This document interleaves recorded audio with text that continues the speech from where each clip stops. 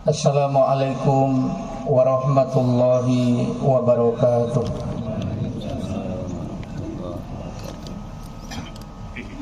Allahu Akbar, Allahu Akbar, Allahu Akbar, Allahu Akbar, Allahu Akbar, Allahu Akbar, Allahu Akbar, Allahu Akbar, Allahu Akbar kabira, walhamdulillahi katsira, wa subhanallahi bukratan wa asila. La ilaha illallah wa la na'budu illa iyyah, mukhlishina lahuddin walau karihal kafirun, walau karihal musyrikun, walau karihal munafiqun. La ilaha illallah wahdah, sadaqa wa'dah, wa nasara 'abdah, wa 'azza jundahu, wa hazamal ahzaba wahdah. La ilaha illallah wallahu akbar, Allahu akbar walillahil hamd. Alhamdulillahi rabbil alamin, allazi bi ni'matihi tatimmus sholihat. Alhamdulillahi rabbil alamin, allazi arsala rasulahu bil huda wa dinil haq, liyudhhirahu 'alad dini kullihi walau karihal musyrikun. Ashhadu an la ilaha illallah wahdahu la syarika lah, wa ashhadu anna Muhammadan abduhu wa rasuluhu allazi la nabiyya ba'da. Allahumma nusalli wa nusallim ala sayyidina Muhammad wa ala alihi wa sahbihi ajmain. Ayyuhal muslimun wal muslimat, Aidil Adha rahimakumullah. Usikum wa iyaya bittaqwallah wa ta'atihi la'allakum tuflihun. Qala Allah Ta'ala fil Qur'anil Karim, A'udzu billahi minasy syaithanir rajim. Bismillahirrahmanirrahim. Inna a'tainakal kautsar fasholli lirabbika wanhar, inna syani'aka huwal abtar.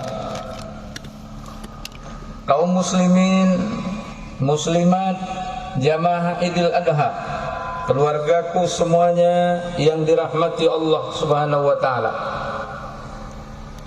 Pertama, kita bersyukur kepada Allah Subhanahu wa taala. Dialah Tuhan kita yang menciptakan kita, yang memberikan segala apa yang ada pada kita saat ini, baik berupa kesehatan, kesempatan, baik berupa harta benda, pangkat, jabatan, ataupun kehidupan. Dialah yang memiliki semuanya, dan kita masih menerima nikmat itu. Sungguh tadi malam banyak yang wafat sampai ke WA kita. Bahkan pagi ini ada yang wafat sebelum subuh tadi. Artinya mereka telah lebih dulu dari kita berangkat menuju Allah, dan kita akan menyusulnya. Maka nikmat hidup ini harus pandai kita manfaatkan dengan bersyukur kepada Allah, mengisinya dengan berbagai ta'abbud ibadah kepada Allah Subhanahu wa taala.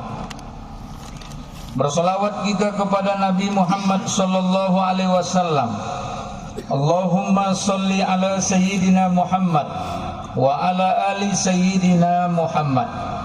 Beliaulah yang telah berjuang, tidak mengenal waktu, sebagai utusan Allah, sebagai Rasul Allah, wajib menyampaikan dengan sifat tablignya. Maka beliau kurang tidurnya, beliau sedikit makannya, beliau banyak susahnya, mulai daripada pemikirannya sampai fisiknya, demi untuk menyampaikan ajaran Islam, yang dengan Islam ini kita jadi tahu, sebagai manusia kita tahu bagaimana harus hidup di permukaan bumi ini. Sebagai manusia kita diberitahu oleh Nabi kita bagaimana akhir perjalanan kita. Dari beliaulah kita tahu bagaimana mengelola harta agar harta itu bisa bermanfaat dunia dan akhirat. Dari beliaulah kita mendapatkan pengetahuan bahwa sesungguhnya setelah hidup ada kematian dan awal kematian dari abadinya kehidupan. Dari beliau juga kita tahu ada dosa, ada pahala. Dari beliau kita tahu bagaimana menata hidup ini agar kita selamat dunia dan akhirat. Dan dari beliaulah Nabi kita sallallahu alaihi wasallam memberitahu kepada kita tentang siapa itu Allah dan bagaimana derajat Allah dibandingkan kita kedudukannya. Kita sebagai hamba dan Allah sebagai Rabb atau Khalik yang menciptakan kita. Maka wajar kalau kita harus selalu memperbanyak salawat kepada Nabi sallallahu alaihi wasallam.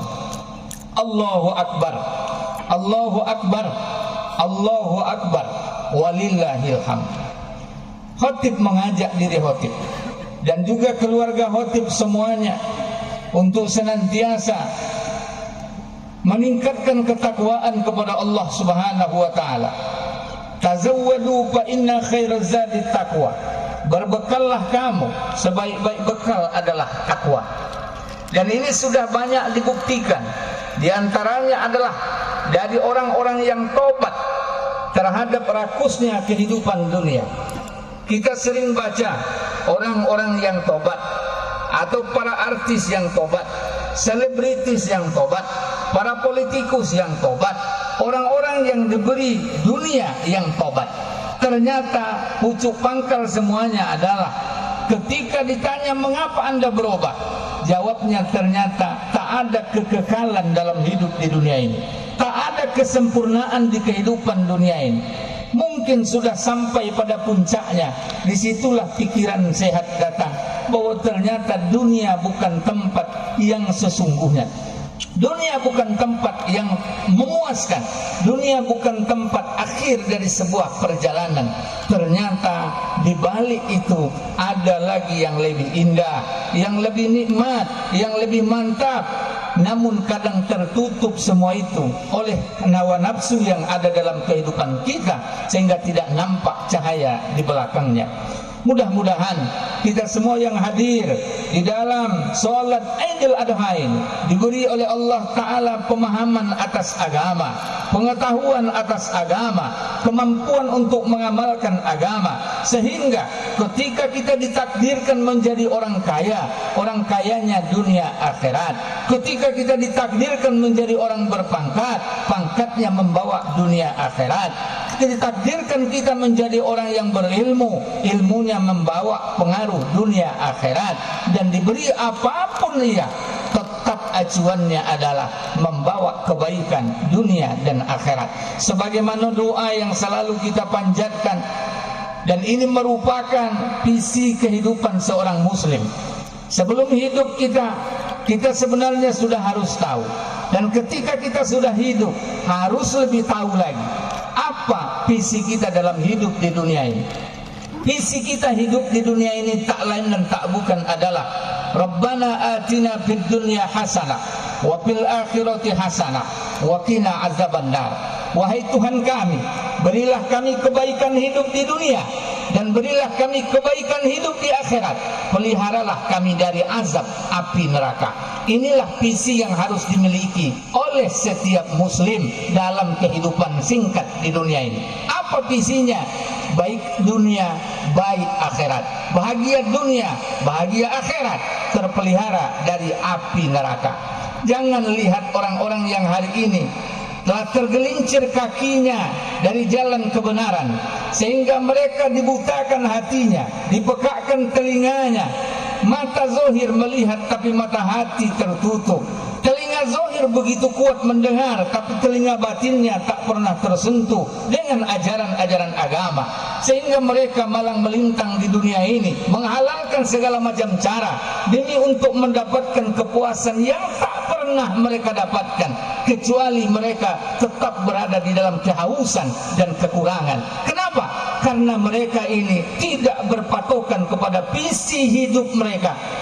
diciptakan Allah untuk bahagia dunia, bahagia akhirat, dan selamat dari api neraka. Ini poin pertama khutbah kita, mengingatkan pada diri khotib dan kita semua bahwa kita dalam hidup ini harus punya visi, seperti yang disebutkan Allah Ta'ala di dalam Al-Quran surah Al-Imran ayat 185. A'udzubillahi minasyaitonir rajim. Bismillahirrahmanirrahim. Kullu nafsin za'iqatul maut. Tiap yang berjiwa pasti akan mati. Wa innama tuwaffawna ujurakum yaumal qiyamah. Dan hanya saja kesempurnaan pahlamu itu hanya akan disempurnakan dari nanti di hari kiamat. Faman zuhziha 'anil nar, maka barang siapa yang diselamatkan dari neraka, wa udkhilal jannah, dan dimasukkan ke dalam surga, faqad faz, maka itulah orang yang menang. Itulah orang yang menang. Itulah orang yang menang. Wa mal hayatud dunya illa mata'ul ghurur, dan tidak ada kehidupan dunia ini kecuali perhiasan yang menipu. Itulah penjelasan Allah, sangat gamblang, sangat jelas. Kullu nafsin za'iqatul maut. Tiap jiwa pasti ada kematian. Lihatlah hari ini, mungkin dalam naungan Idul Adha ini, ketika takbir berkumandang, ketika tasbih berkumandang, tahmid berkumandang, mengalun di angkasa, kita ucapkan dengan khusyuk, terbayang oleh kita bagaimana orang-orang yang selama ini hadir bersama kita, saat ini tak lagi hadir bersama kita. Idul Fitri kemarin dia masih ada di lapangan bersama kita, tapi di Idul Adha ini dia sudah tak ada lagi. Tak ada bukan karena dia merantau, tak ada karena tak akan pulang lagi, pergi tak akan kembali lagi, hilang tak bisa dicari. Kemana dia? Telah kembali kepada Allah Subhanahu wa Ta'ala. Ayah kita, ibu kita, suami kita, istri kita, anak-anak kita, abang-abang kita, kakak-kakak kita, hari ini mereka tak ada lagi bersama kita. Mereka telah duluan menuju Allah Subhanahu wa Ta'ala. Apa yang akan mereka dapatkan? Yang pertama, amal ibadah mereka sendiri. Kemudian yang kedua, kalau ada tautan antara ahli waris yang hidup untuk memberikan kiriman doa-doa, memberikan kiriman sedekah-sedekah, memberikan kiriman amal-amal soleh yang baik, maka akan terhubung terus dengan mereka. Namun kalau tidak, maka mereka akan menjadi orang yang menyesal. Tidak ada penyesalan orang tua ketika orang tua telah wafat. Di saat mereka berada di alam barzah, mereka menyesali. Mungkin harta begitu banyak mereka tinggalkan, mungkin mereka telah memberikan berbagai macam fasilitas bagi anak, cucu, cicit, keturunan ahli warisnya, tapi ketika dia telah wafat, tak ada sambung hati antara ahli waris dengan mereka yang telah wafat. Artinya ahli waris dengan serakah menghabisi harta yang telah ditinggalkan oleh yang meninggal dunia. Tentunya ini adalah satu tindakan, satu perbuatan yang tak mungkin dilakukan oleh orang-orang yang senantiasa tautan hatinya kepada Allah, kepada akhirat, kepada kebaikan dunia dan kepada kebaikan akhirat. Inilah makna yang pertama dari Zulhijjah, mengingatkan kepada kita akan perjalanan kehidupan dan apa mesti yang kita buat, bahwa saya punya target, kami punya target. Apa target seorang muslim muslimah? Yakni selamat dunia, selamat akhirat, bahagia dunia, bahagia akhirat, terpelihara dari api neraka Allah Subhanahu wa Ta'ala. Tentunya untuk mendapatkan semua itu perlu perjuangan, perlu pengorbanan. Maka kita susah payah menjadi hamba Allah Subhanahu wa Ta'ala. Kita laksanakan perintah Allah, kita tinggalkan larangan Allah Subhanahu wa Ta'ala. Allahu Akbar, Allahu Akbar, Allahu Akbar, walillahil hamd. Pesan kedua, pesan pertama mengingatkan visi misi hidup kita sebagai orang muslim. Sedangkan pesan kedua dari Zulhijjah adalah menanamkan kepada setiap kita, wahai umat Islam, ketika matahari tenggelam Islam di tanggal 9 Zulhijjah masuk 10 Zulhijjah. Di saat itu lisanmu mengucapkan, telingamu mendengarkan, Allahu Akbar, Allahu Akbar, Allahu Akbar, La ilaha illallah, Wallahu Akbar, Allahu Akbar, walillahil hamd. Untayan kalimat ini adalah untayan yang disatukan hanya untuk Allah Rabb semesta alam. Maka pesan kedua Zulhijjah bagi orang-orang yang beriman, bagi setiap diri kita, Allah adalah zat yang paling kita agungkan dalam kehidupan ini. Allah zat yang Allahu Akbar, yang paling agung. La ilaha illallah, tidak ada ilah selain Allah. Allahu Akbar, Allah yang maha besar. Maknanya kata para ulama, dan juga sebenarnya hakikat ini ada pada setiap diri kita. Ketika kita memahami ucapan-ucapan dalam takbir mengagungkan Allah, dalam tasbih mensucikan Allah, dalam tahmid memuji Allah, dalam tahlil menafikan selain Allah Ta'ala, ini punya makna yang sangat besar. Hei orang Islam, hidupmu hanya untuk Allah. Kamu melihat karena Allah izinkan kamu melihat. Kamu mendengar karena Allah izinkan kamu mendengar. Kamu punya harta karena Allah izinkan kamu memiliki harta. Kamu hidup karena Allah yang menghidupkanmu. Artinya apa? Kata ahli ma'rifat, di antaranya Abu Bakar As-Siddiq, belum lagi kalian benar ma'rifatullahnya sebelum kalian melihat segala sesuatu itu ada Allah di sana. Belum benar hakikat ma'rifatmu sebelum kamu lihat kemanapun, di situ ada Allah.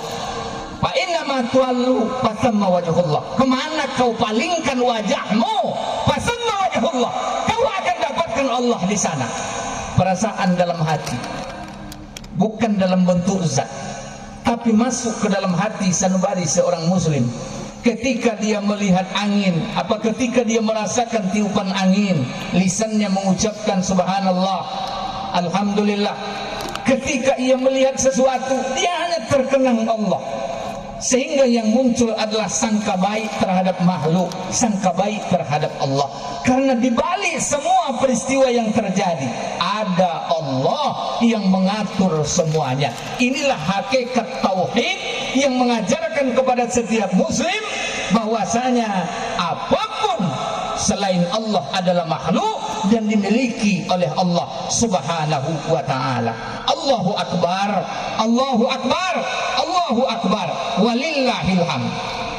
Demikian juga ketika jamaah haji mulai pasang pakaian ihram, mereka bergerak untuk melaksanakan berbagai kegiatan haji, rukun haji. Lisan mereka selalu mengucapkan labbaik Allahumma labbaik, labbaik la syarika laka labbaik, innal hamda wan ni'mata laka wal mulk la syarika lak. Ini semakna ucapan ini dengan ucapan yang tadi takbir kita. Bagaimana orang-orang yang berangkat ibadah haji, ibadah umrah, di dalam hati mereka hanya ditanamkan Allah, kami datang memenuhi panggilanmu ya Allah, tidak ada serikat buatmu ya Allah, kepunyaanmu segala kerajaan ya Allah, tidak ada Tuhan selain engkau ya Allah. Maknanya apa? Pesan Zulhijjah, di samping visi hidup kita harus jelas. Yang kedua, pesan Zulhijjah itu adalah mengajarkan kepada setiap kita, hadirkan Allah di atas segala-galanya dalam aktivitas hidup kita, agar ketika kita pulang nanti menghadap Allah, kita diterima oleh Allah Subhanahu wa ta'ala. Inilah yang diajarkan di dalam thariqah Naqsabandiyah. Bagaimana dalam munajat yang selalu kita baca, Ilahi anta maqsudi wa ridhaka matlubi a'tini mahabbataka Tuhanku, anta maksudi, engkau yang aku maksud, waridoka, ridhamu, matlubi, yang aku inginkan, yang aku cari, a'tini mahabbataka, beri aku ya Allah rasa cinta kepadamu, wa bima'rifatika, dan berma'rifat kepadamu. Ini ketika seorang sufi, seorang tasawuf, seorang suluk, seorang salik, seorang yang sudah belajar untuk melaksanakan zikir di bawah naungan mursyidnya, diawali semuanya dengan ilahi anta maqsudi wa ridhaka matlubi a'tini mahabbataka wa biqurbika wa bima'rifatika. Ini punya maksud bagaimana supaya dalam tataran dan perjalanan hidup kita Allah lebih besar dari yang lainnya. Yang kita inginkan Allah, yang kita tuju Allah, yang kita harapkan Allah. Faman kana yarju liqa'a rabbih falyamal 'amalan shalihan wa la yusyrik bi'ibadati rabbih ahada. Kalau mau jumpa Allah, jangan serikatkan Allah. Buat amal soleh, jangan serikatkan Allah. Jumpa kamu akan Allah. Dan inilah makna daripada salah satu yang dibaca di dalam Al-Quran, sering dibaca di waktu kita melaksanakan tuwajuh. Apa kalimatnya?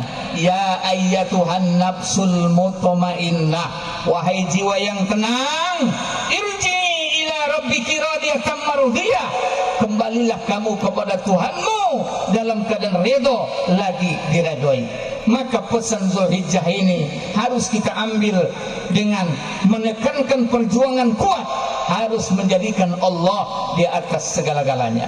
Kemudian pesan terakhir dari khutbah kita ini, di Zulhijjah kita penuh dengan berbagai macam pengajaran, dan pengajaran yang spektakuler. Di waktu Idul Adha yang tak pernah ditinggalkan untuk dikaji dan dibaca adalah peristiwa bagaimana dua orang kekasih Allah, tiga orang kekasih Allah. Yang pertama adalah Sayyidina Ibrahim alaihissalam, yang kedua Sayyidina Ismail alaihissalam, yang ketiga Sayyidatina Hijir atau Hajar radhiyallahu ta'ala anha. Bagaimana tiga orang ini diabadikan dalam Al-Quran, dan ini menjadi contoh uswah, karena Allah sudah sebutkan pada keluarga Ibrahim itu ada suri teladan yang baik bagi kalian. Jadi kalau kita mau selamat, anak mau selamat, istri mau selamat, suami mau selamat, rumah tangga mau selamat, parenting yang paling hebat, pertemuan wali santri yang paling hebat adalah mencerminkan keluarga Ibrahim alaihissalam. Bagaimana keluarga ini yang pertama, tonggak utama mereka adalah tauhid kepada Allah subhanahu wa ta'ala. Lihat betapa hebatnya iblis menggoda dan ingin menggagalkan penyembelihan Ismail. Dia datang kepada Ibrahim, Ibrahim tak mempan didatangi. Dia datang kepada Ismail, Ismail tak mempan. Dia datang kepada ibunda Ismail, Siti Hajar, juga tak mempan. Artinya apa? Bangunlah rumah tangga kita di atas tauhid yang benar kepada Allah subhanahu wa ta'ala. Seorang istri jadikan Allah di atas segala-galanya. Seorang anak jadikan Allah di atas segala-galanya. Seorang suami jadikan Allah di atas segala-galanya. Apabila kompak suami, istri dan anak di atas Allah subhanahu wa ta'ala, artinya apa? Mereka jadikan Allah paling di atas dalam kehidupan mereka. Maka mereka akan aman dari tipuan dan gangguan syaitan. Buktinya keluarga Ibrahim berhasil menjadi keluarga yang mereka ini menjadi teladan bagi seluruh umat di akhir zaman, sebagaimana pesan Allah subhanahu wa ta'ala. Namun kaum muslimin, jamaah Idul Adha yang berbahagia, itu tidak akan terjadi dengan khutbah yang singkat ini. Itu tidak akan terjadi dengan ceramah sekali. Semua itu akan terjadi apabila setiap diri mau melakoninya, mau mengusahakannya. Sebagai ayah jadi teladan seperti Ibrahim alaihissalam, sebagai anak jadi teladan seperti Ismail alaihissalam, sebagai istri jadi teladan seperti Siti Hajar. apabila masing-masing punya niat, kemudian niatnya dikuatkan dengan jihad, berjuang melawan hawa nafsunya, saya harus menjadi Ismail, menjadi Ibrahim, menjadi Siti Hijir atau Siti Hajar, maka Allah Ta'ala akan menunjuki jalan itu. Allah Subhanahu wa Ta'ala berfirman, wallazina jahadu fina lanahdiyannahum subulana wa annallaha ma'al muhsinin. Orang-orang yang bersungguh-sungguh di jalan kami, pasti kami akan tunjukkan jalan kami itu kepada mereka, dan sungguhnya Allah menyukai orang yang berbuat kebaikan. Allahu Akbar, Allahu Akbar, walillahil hamd. Fa'tabiru ya ulil absar la'allakum turhamun.